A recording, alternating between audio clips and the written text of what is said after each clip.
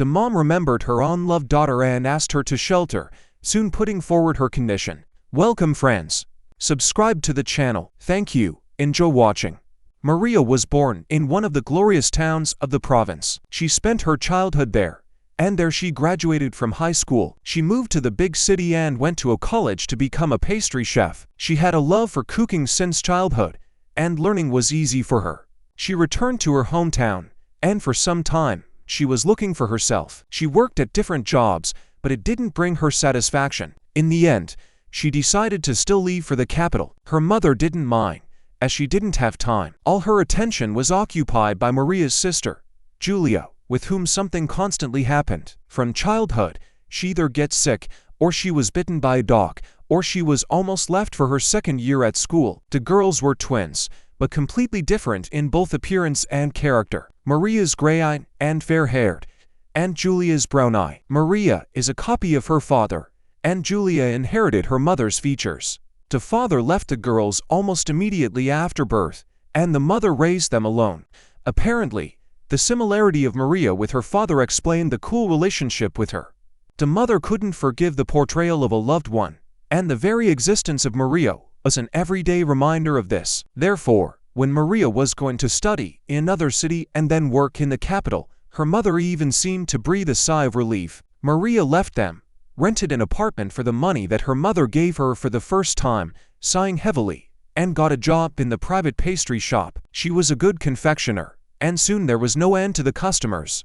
She met her husband John among the regulars. They were both hardworking and stubborn, and very quickly, young people realized that they were going in the same direction, and they began to meet. They got married a year later. John was also a visitor, and they rented an apartment for a long time. Then they opened their own candy store. Things went very well for them. They worked hard, and soon were able to take a 3-room apartment on a mortgage, and a year later Maria gave birth to a daughter. During all this time, she only once went home to her mother with her husband and daughter Nicole. Nothing has changed there. Her mother continued to patronize Julia. During this time, she married and gave birth to 2 children, and was already expecting a 3rd child. They sold their mother's apartment and took a 4-room apartment on a mortgage, and they all began to live together. Mother Julia with her husband and 2 children. Not a day passed without scandals. Mother and Julia fought for any reason, being both explosive natures. Then Julia gave birth to her 3rd child and began to swear with her mother even more, and her mother was getting old and can no longer give her a worthy rebuff. But she suddenly began to call Maria and complain. Maria, when Michael was born, your sister became uncontrollable. I have a feeling that she wants to send me to the next world, and I gave them everything. I sold my apartment for her, and she does this to me. I'm tired. The children are growing up. They need space, and I occupy a room here. Then the mother came up with a way out of the situation, to move to Mary. Maria is a cultured, kind, and responsible person. She loves her mother and will not let her be offended. Her mother cried into the phone, "Daughter, I need some little corner. I agree to everything.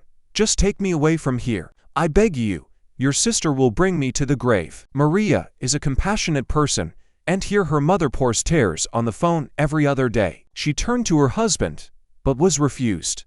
Her heart is torn to pieces from an insoluble situation and from pity for a loved one. The beloved family and the suffering mother are on the scales. My dear John, what should I do? She is my own mother. How can you not understand? Maybe we can rent an apartment for her nearby or in the suburbs, but you also have a mother. Her husband said the last word. Maria, don't ask me about it. I am categorically against you bringing your mother to us. 3 days was enough for me then. I don't want to live in such a hell. She will be with us for the weekend, or you will be with her. Do you understand that then it will be the end of our family life? I am against it. One evening, after another limitation from her mother into the phone, Maria was sitting considering different options for saving her mother. She didn't immediately notice her husband standing in the doorway. Maria, are you thinking about it again? Yes, and I have an idea.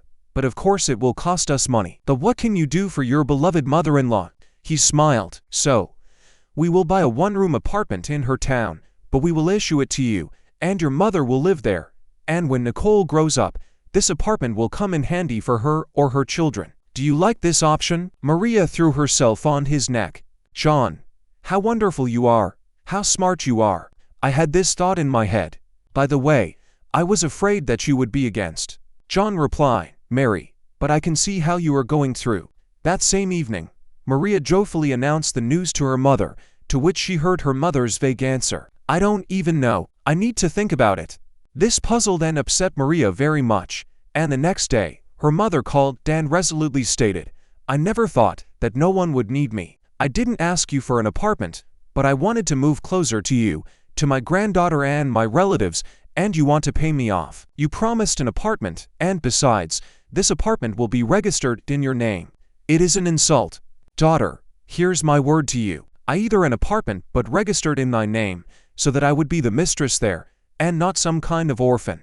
Or I don't need anything from you, and I'll manage somehow without you. Taking it back, Maria sat for some time completely without thoughts. She had a feeling that she got a dust bag on the head just like that. She told everything to her husband, to which he said honestly but harshly, Do you want the truth? I was sure she would say something similar. In any case, you now know everything without illusions, but listen to me, she's your mother, and in any case, we have money for an apartment.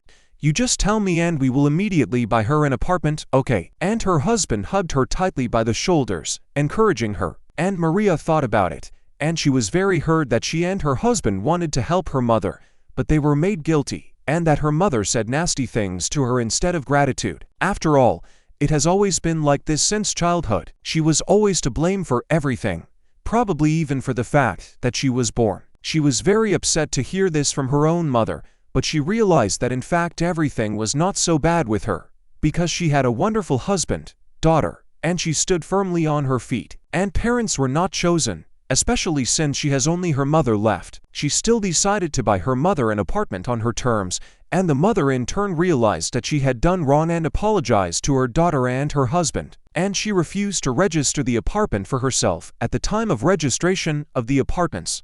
Thank you for watching. And what would you do in such a situation? Write your opinion in the comments.